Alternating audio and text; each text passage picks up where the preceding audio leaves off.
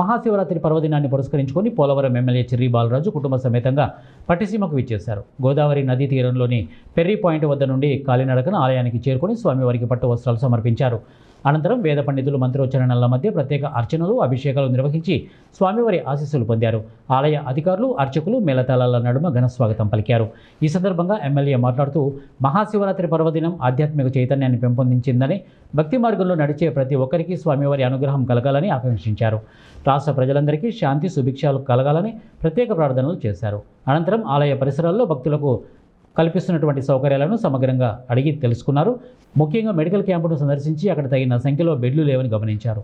భక్తులకు అత్యవసర సేవలు అందించడంలో ఎలాంటి లోపాలు ఉండకూడదని అధికారులపై ఆగ్రహం వ్యక్తం చేశారు. వెంటనే అదనపు బెడ్లు, వైద్య సిబ్బంది, అవసరమైనటువంటి మందులు అందుబాటులోకి ఉంచాలని ఫోన్ ద్వారా ఆదేశించారు.